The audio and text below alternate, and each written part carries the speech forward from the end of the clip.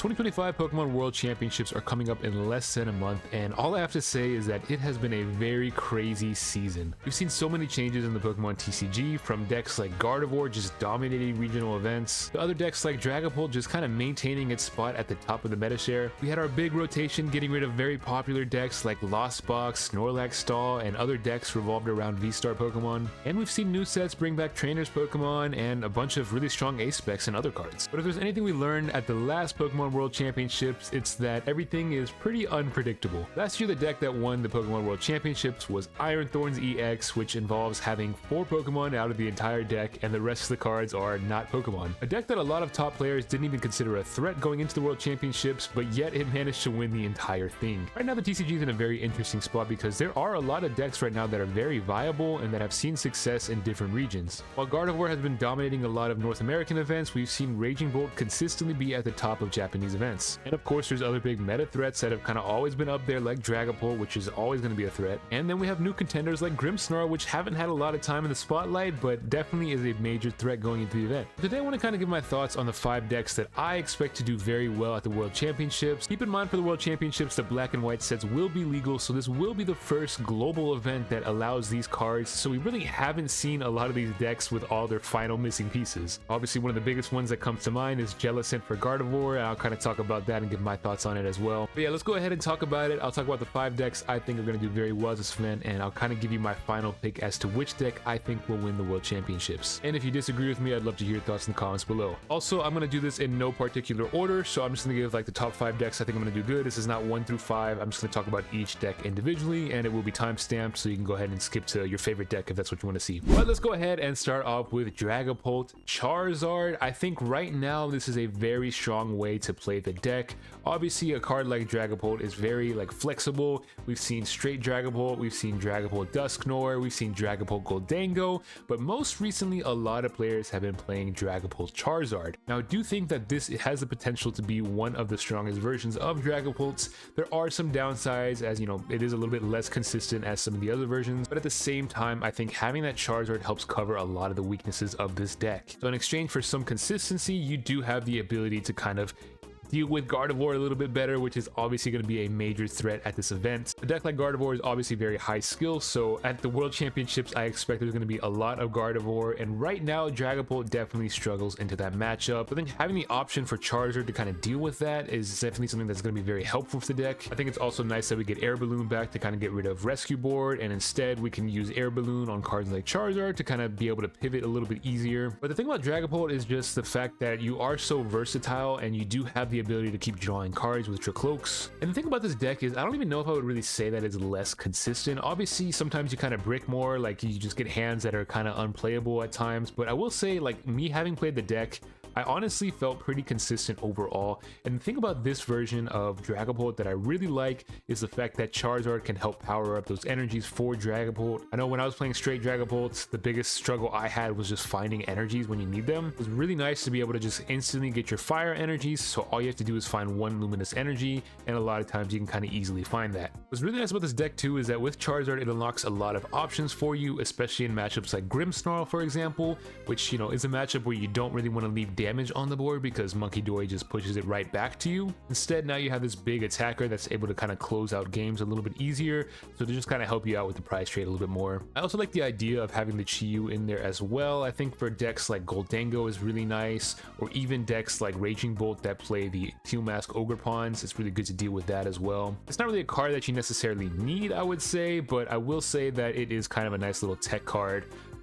Although I would probably replace it with something just for more consistency overall. I think Dragapult's one of those decks that just consistently evolves too. Like every time you see Dragapult win a tournament or do really well, you always see like a different build of it. I know for a while like Genesect was the big thing in straight Dragapult, and now you just never see it in any decks. So again, it's kind of meta dependent, and it's going to be very interesting to see how top players build this version of the deck. The next deck I want to talk about here is going to be Raging Bolt, which again has seen a lot of success in Japan. One of the big reasons for this is because in Japan, a lot of tournaments are best of one.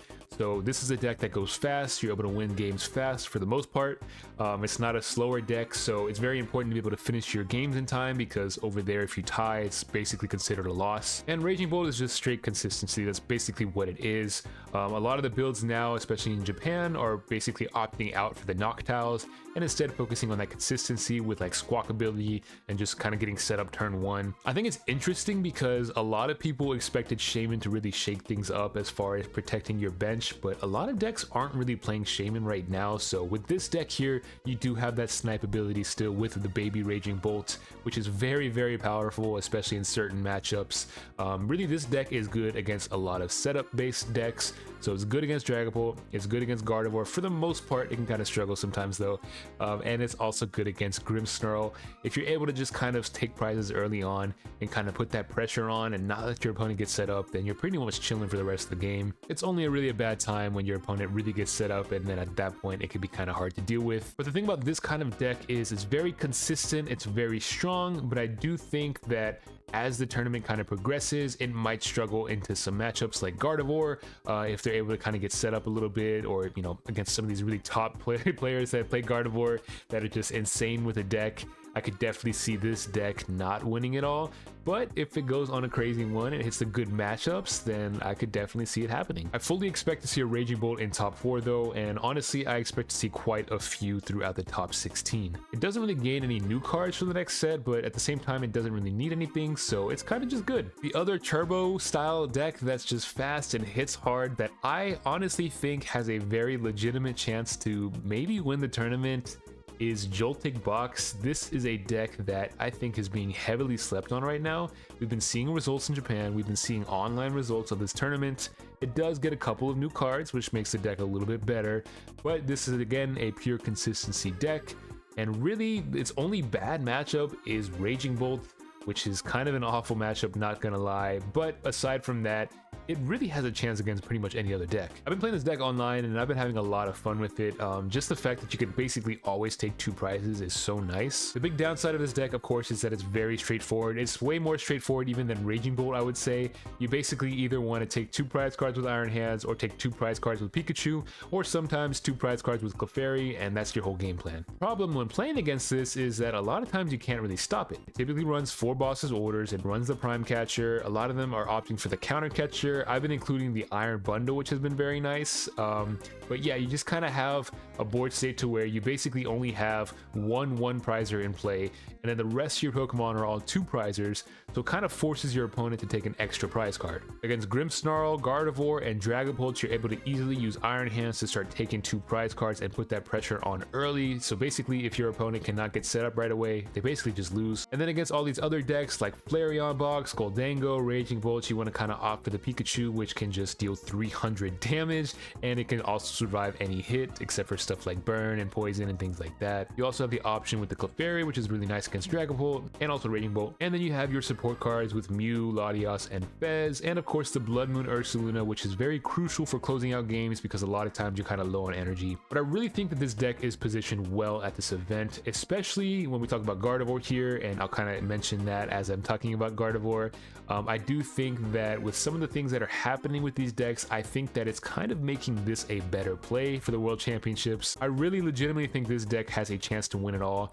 The only bad part, again, is that it's very straightforward, so there's not going to be a whole lot of innovation as far as that goes. But when we're talking consistency, that's kind of what's important for these longer events, and I do think that it has the potential to do very well. If somebody can play this well and dodge the Raging Bolts, there's no reason why this deck could not win at all. The next deck, of course, is Gardevoir, as I mentioned, and of course the big new card is Jellicent, which basically item locks your opponent, and it also prevents your opponent from playing tool cards. Now this is going to be my hot take with Gardevoir here. I actually think that we are going to see a Gardevoir without the Jellicent place the highest at this event. I really do think that.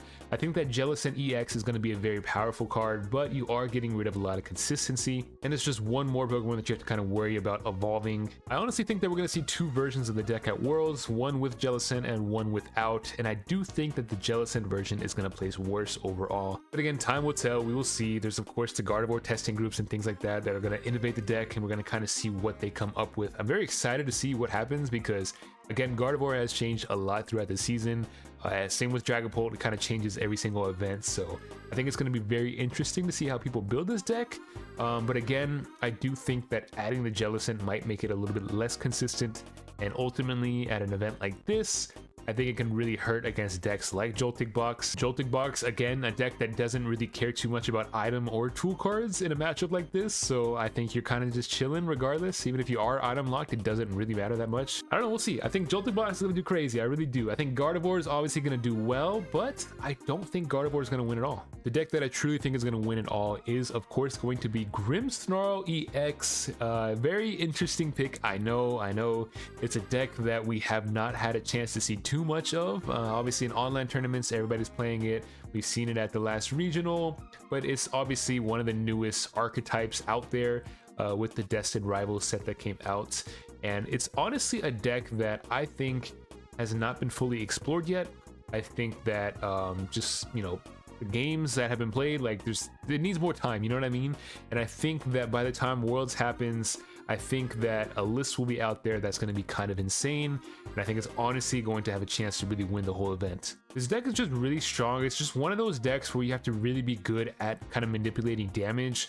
You're doing the pings with the Frost Blast over time, you're moving the damage with Monkey Dory, you're adding the extra 30 from Grimmsnarl's attacks, you have the ability to item lock, you have the ability to lock stuff into place, you have the Iron Bundle to move stuff around, you have the Blood Moon Ursaluna to close out games, and of course you have the TM Devo as well, which is always a threat. This is a very high skill deck. I'm not gonna lie, I think it's a little bit more high skill than Gardevoir. I might be crazy for saying that too, but honestly this is basically a Monkey Dory deck with the added Frost Blast damage, and you're constantly having to kind of evaluate the board state and figure out what play am I going to go for, not right now, but what am I going to set myself up for to win this game in like 4 turns. Again, Air Balloon, a very good card for this deck because Grimmsnarl has that double retreat cost, so again a big upgrade for the deck. Aside from that, it doesn't really get anything too new that's going to be too helpful for the World Championships, but again, this is a deck that I just really have a feeling is going to do well at the event.